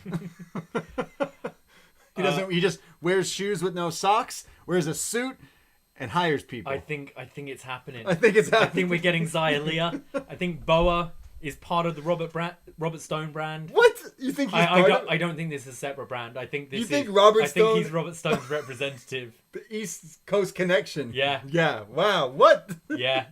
I think we're getting it. I think we're getting Zaya Lee. Oh, okay. Or we're doing Battle of the Brands and it's Zaya Lee versus Aaliyah again. Also. Yeah. Chicken Mansoori. Okay. Instead of chicken tandoori, chicken Mansoori. Yeah. But back to the match. The match was like it was a short little match, and it did what it needs to do. Jhatsi is a star for me. She is hosting Halloween Havoc. I figured she'd be in a prominent match as well, but hosting it is obviously fine. She'll be on the show all night. It's something. Jhatsi's very vocal, kind of coming to the ring and during her matches, and we've seen the "Raised by My Dad" video. But we haven't really seen her have mic time at all. So I think being the host, I'm quite looking forward to actually just seeing, because she's a larger-than-life character, I'm quite looking forward to see how she does in this host role. She's going to be Elvira. I'm going to get those vibes. Maybe she'll be dressed up as people, but that's what Elvira would host things, right? So that's what she's aiming for, I think. But I'm stoked. But yeah, BOA brand, Zaya Lee. Why not? And then Robert Stone buys out BOA brand, and then Zaya Lee can finally fucking happen. This is the slowest burn, but it's gonna lead to it. I have a feeling it is. We're getting Zaya Lee. There's no way we're not. We never got that Gargano Champa Hell in a Cell match, but we're getting Zaya Lee. Damn it. 2020, by the end of 2020, we're getting Zaya Lee, and 2020 it'll all turn around if Zaya Lee forms. They could solve all the world's problems. We go to the main event of the evening. Ember Moon, Rhea Ripley versus Dakota Kai and Raquel Gonzales. Now, earlier, Ember Moon just appeared in the ring. Yeah. Even though she mentioned she got on her bike. Would have been real cool if she drove it in. Just saying. Because she's a cosplayer. She can't ride a bike. Well, it's funny you say she's a cosplayer because she has an entrance here. And in her entrance, hey, new music. It starts off with the original version of her song, Ember, Ember, and the flames and the thing. But then it turns into a completely different song. Yeah, it's one of those things I think really sucks. They're not using CFOs anymore, and therefore they're just slowly getting rid of all their music. And everything that's replaced is just so generic. This sounds like... I'm going to have to wait till the kind of YouTube version comes out so you can actually listen to it. It sounds like someone's trying to imitate the original. The chord progression is pretty much the same. There's lyrics on it. Her original one was instantly catchy, and I think that's something a lot of CFO's music is. You hear it once and it's kind of recognizable and it's catchy. This didn't get it for me. As you said, she's got all these green lights, but she's coming out. Give me the green light.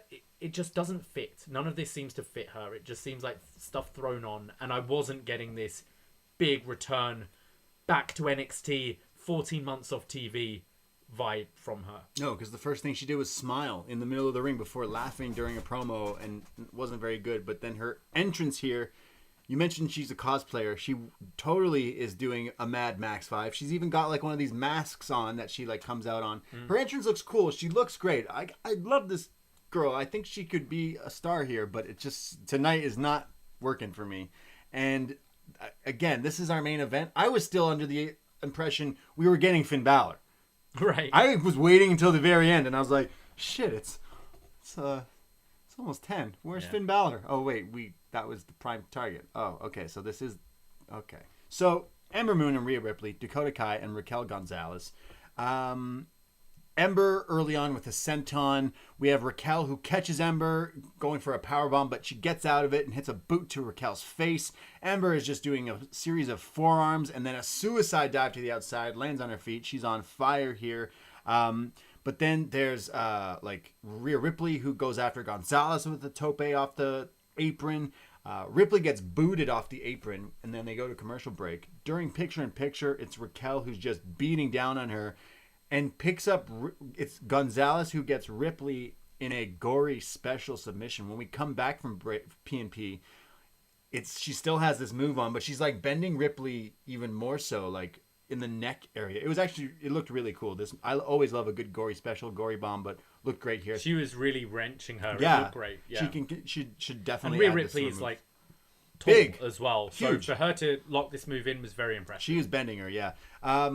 We have Ripley, who's now in with Kai, who's trying to pick the bones after Raquel is beating her down. But Ripley face plants Kai, tags in Ember, who comes in and throws Kai into Gonzalez. Ember hits a flatliner, and I swear we saw 3 flatliners in 3 different variations. I think I went on a tangent about flatliners just last week. Yeah. But you pointed this out to me. I saw 3 different flatliner variations tonight in all different matches, and every single time, Wade Barrett called it a Uranagi. Yeah, there were 3 very different looking moves.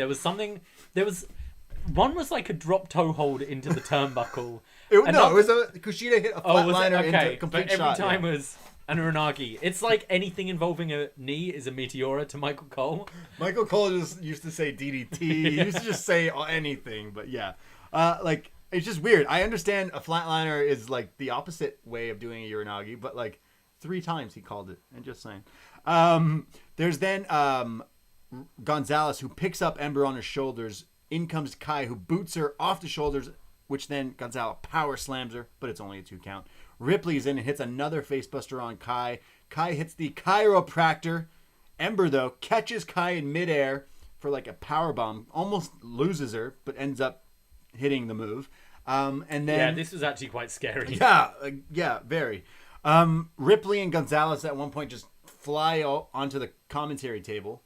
This looked bad. So you've got was it Rhea with Gonzalez on her shoulders? And Dakota Kai kicked Rhea in the face. So she stumbles back and the 2 just fall on the table. Looked like both could have quite easily got back, but this was the move that took them both out of the match. Yeah, it was weird. So both of them are at the commentary table, and then we are getting the move we all wanted to see, and that is the total eclipse of her heart.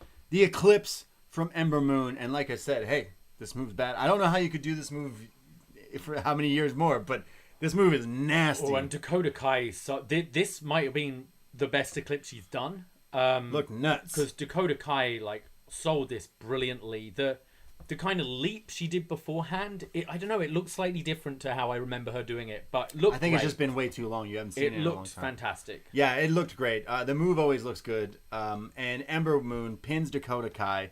Ember Moon standing tall with Rhea Ripley as NXT goes off the air. Look, this wasn't a bad match. I just kind of felt like we needed something a little bit hotter to kind of end the show, especially with what we were coming off a super hot show on Sunday. You could have just had something. It's just it didn't hit that. It didn't. I agree. For me. Beginning this top of the hour match, or even as an opening match, fine. But I think they failed Ember Moon here because this wasn't a hot return for me at all. The match was good. There was nothing wrong with the match. Absolutely fine. Just not main event caliber. You're not doing anything. I'm still kind of after the match waiting for Ember to just attack Rhea or do something, show some kind of edge. She didn't. The match was fine. It feels Dakota Kai and Raquel Gonzalez are just slipping further and further back after they were pretty hot just a month or so ago. This episode was just bad. Look, it was a bad episode. We mentioned earlier on, Kushida and Champa, banger of a match. Would actually highly recommend you going and watching Kushida versus Champa. The rest of the episode, not really for me. We're being negative Nancy's today, but we're being fair and we're always honest. And we've been pretty high on NXT in recent weeks. We say it how we see it, and this week wasn't a good episode. I have faith in leaning towards Halloween Havoc. You can now set up to that, create matches. I think Loomis and Grimes is probably happening in some sort of maybe gimmick match Spin the wheel? Yeah. Spin the wheel? They've got to do spin the wheel, make the deal for one of them. Barbed wire match. Cameron Grimes and Dexter Lumis. A casket match or something. You know what I mean? Yeah, I mean, you'll have Priest. Oh, Bronson Reed loves his horror as well, doesn't he? There you go. So probably Priest, Bronson Reed there. Yeah. That would be cool. And then Ember EO. Probably some kind of either like a number one contenders match, or you go straight to whoever's challenging EO. Kushida Champa rematch. Halloween Havoc. Book it. I want that. Yeah, just do matches as well. Like treat it like it's like a loaded show. And in the YouTube room, someone was asking if we think they're going to do the normally at the Halloween house shows they have a battle royal where everyone dresses up. NXT used to do that. Yeah, that's what I'm saying. I could see them do something like that. I'm excited for this episode though. I think it will be 2 weeks away. Well, that's October 28th, and we're on. We just had the 7th, so yeah. So 3 weeks. So yeah, still time to kind of build to that. They could add a few hot matches to that card, right? Yeah. Like, so. Be interesting to see how AEW, if they even care at this point, whether they're going to kind of try and counterbook. AEW has the title match or something on the. That's on the 14th. Okay. I think that's next week. The Archer. Moxley match. Yeah. Look.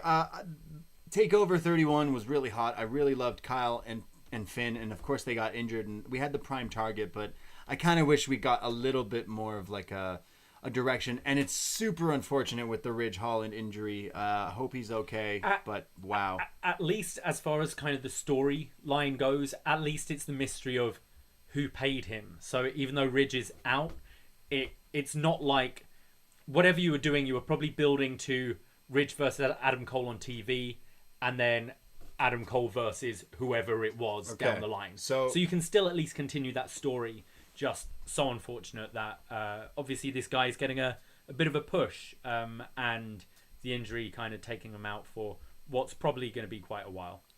I want to know who paid Ridge Holland to take out Adam Cole. Who paid Oni Lorcan to take out Ridge Holland? Oh, boy. Oh, there you go. That's where you go with the storyline. It's getting layers and all sorts. No, I hope the guy's okay. He was technically part of that title match. I mean, he was at the ending of it. Therefore, you attach yourself to the curse. The NXT title curse. Yeah. You get injured when you get the title, I guess. I don't know. So-so episode of NXT. That's what we thought. But every Wednesday night, forum.postwrestling.com. The forum on Post Wrestling. We read your feedback and we'll see what you guys thought. I'm going to go first with Paul from New Jersey. Hey guys, split time between NXT and the Yankees shitting the bed. I'm with management. Keep the mic away from Ember Moon. Glad EO got to talk though. Drake Maverick is the best thing that ever happened to Dane. Maverick can get anything over. Gargano continues to be hilarious, and I'm really glad Indy Hartwell is getting a storyline. I mean, she bought the man a television. Australian ladies have hearts of gold. This week's Kona fact: Kona could absolutely hit a fastball better than shithead Gary Sanchez. I apologize for my outburst. Never forget you're the superior brand. Thank you, Paul. We go to crooked letter number 9. The fallout from TakeOver 31 was a solid outing. Kushida and Ciampa had a good match that was undercut by Velveteen Dream. I don't want to see this feud continue so soon after how strong... I don't want to see this feud continue, is what he's saying. I held my breath, see what I did there, for Finn Balor's status coming out of that war with Kyle O'Reilly. The NXT title seems to be staying put. Indy Hartwell getting on Johnny and Candice's radar is intriguing. The Toni Storm vignette is a better reintroduction than that got her natural charisma across so well. Jhatsi Blackheart got the hype train for Halloween Havoc rolling, and Ember Moon didn't lose a step in the main event. 7 eclipses out of 10. Yes, we got to say, for like all the criticism we gave to Ember Moon, you wouldn't notice she hasn't been doing this for 14 months. She looked great in the ring. Yeah, that's true. Again, I feel like I've been super negative on this episode, but her wrestling was fine. Like when I said she was on fire earlier, she was hitting all these types of crazy moves, and the eclipse is awesome. Yeah, it's an awesome move. We go to Charbel. The Chosen One! You almost missed your cue there. Sorry. He's going to be really upset, especially because there were Star Wars references on this show. He says, man, Ember Moon comes back. She starts wearing pants and boom. Suddenly she's an amazing promo skills. Oh. Should I stop reading Charbel's feedback? Charbel's clearly... I'm going to continue. I want to and need more Drake in my life. Fuck Dane. The theme song was lit. was it one of your beats, Brady? Now I don't know if you're being a dick now. He says, can't wait for Tony. Fun BDE facts. Brady once dated a girl who looked just like Tony Storm. Well, that's what he says because I don't think Davie's on the same page. No, you said she looked like Matt Riddle. She looked like Matt Riddle. Yeah. It was hardly dating. It was when you could go out. When you could go into the world. Hey, Davie, have you heard of a place called Estonia? Like, yeah, it's a country, Braden. What? It's a real thing? I didn't believe it. I thought she was lying. Tony Storm's from Estonia. Do you mean Matt Riddle? She was wearing a backwards hat. It was dark. Please. Charbel continues. Please sub to the Patreon for some more lit fire BDE garden stuff. Question: Who's who in the BDE if you would be the Garganos? Well, I want the pink shirt, and you're more of a Johnny. I think I'm a Johnny. Yeah. I don't know if you're a Candice, but I'm definitely not a Candice. You're Podmay. Yeah, you'd be Luke. Yeah, for sure. Yeah, unfortunately. We go to Mike Hogan. All right, mates. Sad to say, I didn't really like tonight's episode. Nobody on this show after the first match, which was great, felt big. The one new guy they were pushing hard just injured himself, will be out for who knows how long. That Ember promo was awful, and I wasn't excited for the main. I feel I couldn't get invested tonight as the roster might look completely different next Wednesday, and I expect big changes in the women's division. It's like nobody in the mid-card feels like a big deal, and as we move towards Survivor Series, it's noticeable how different the show feels compared to last year. Gone is the excitement and novelty of a 2-hour show and seeing guys like Yui and Gargano on USA, and instead it feels like, if they are used, NXT is going to be the geeks this year rather than on top and cool. I don't disagree. Hey, Roddy beat Shinsuke and AJ Styles in a triple threat match. Don't ever fucking forget it. Hope the draft freshens things up and we get some cool moves. Would have liked to see the Garganos move up. Unlikely now. And from the main roster, I'd love to see AJ Styles come down as he's not up to much. Who would you both like to see go from the main roster to do a Balor and come to NXT? Shinsuke Nakamura. Yeah, unfortunately he's tag champ at the moment, so I can't see that. Like, I'd say the same about Cesaro. But... Oh, wait, that's his partner. Yeah. Like, both of them. Fuck it. They're tag champions. They can just bring him to NXT. Ricochet. AJ's definitely not going to go. I don't know. I want more people. Like, the reason I was interested in Ember Moon is because it gives her a chance to kind of Obviously, they didn't go that route, but it gave her a chance to look at what Finn Balor literally is the blueprint now. That he thought he was lame and he was a total afterthought for like 2 years. So he came here and instantly became a hot product again. So it's like, that's what I want. I mean, Ricochet is someone whose style really suits NXT, desperately needs to improve in the promo department. Like, desperately. Yeah, exactly. So bad on Monday. And yeah, freshen up his character a bit. I'm trying to think other people. He's really the one that springs to mind. I would have said someone like Mustafa Ali, but they seem to be going with him right now on Raw, which is awesome. Really hope it works for him because he's someone who's super talented. Like, then you've got your people like a Drew Gulak who... Chad Gable. Yeah, but no one's at the level of... Daniel Bryan. Oh, Daniel Bryan, I'd totally love to see in NXT. Seth Rollins. I feel Daniel Bryan is someone who'd love to work in NXT as well, probably. So I'd be down for that. But yeah, Ricochet's the only one that really screams out to me. Samoa Joe, and he's like, Finn, I fought you before, I'll fight you again. I don't know. We don't know what his situation is right now. Like, he seems kind of retired. Yeah. Hopefully not. But yeah, who knows? Let's go to our last bit of feedback here. Mystery. Overall, a forgettable episode of NXT. Ember and Rhea cut some pretty abysmal promos. I'm not sure what Ember's character is, ? Io's backstage promo was short and to the point and did more to get her over than Ember and Rhea both tonight. She was the only winner in that segment. It also places her firmly in a tweener role. She's basically the Switzerland of champions right now, remaining completely neutral unless you piss her off. Drake and Dane as a team, I'm sold. Velveteen Dream fucking sucks, and I was hoping he would be gone forever after TakeOver. Indy and Candice as a tag team, ? And main event was decent. At least Ember hasn't lost too much, it seems. Shame she feels like she has about as much edge as a cylinder right now. Yeah. Yeah. I concur. Well, that's what you thought. about NXT, and that's what we thought about NXT. We'll be back next week to talk more about some NXT. Reminder, we have a bunch of other podcasts. We started our Batman reviews. That's for free on this very feed. I had a friend message me today going, hey, you reviewed Batman? That's weird. And I went, yeah, because I fucking felt like it. We also have our Patreon, patreon.com/upnext.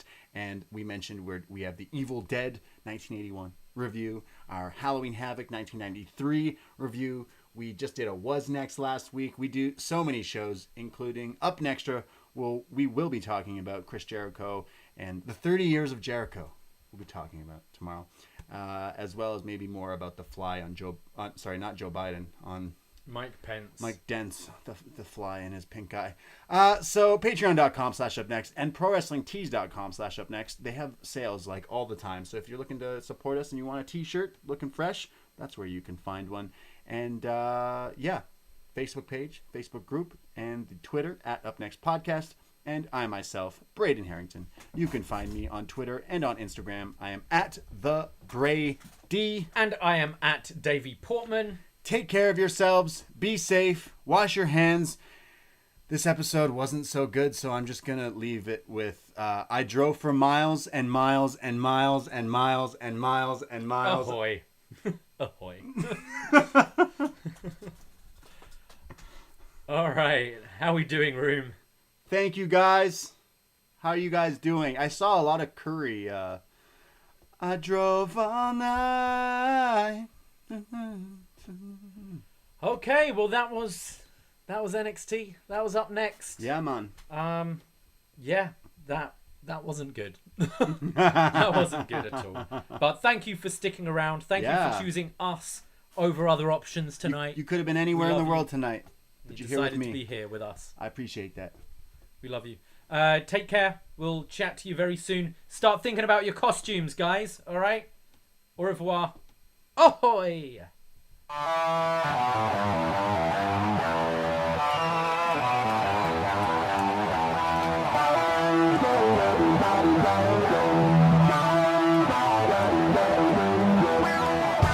First time in a long time, but back like I never left. Taking each day as it comes, you know me, I don't read ahead. Watch me burn down everything, BDE on the TV set. When I'm in control on the road, you can never really know what's up next.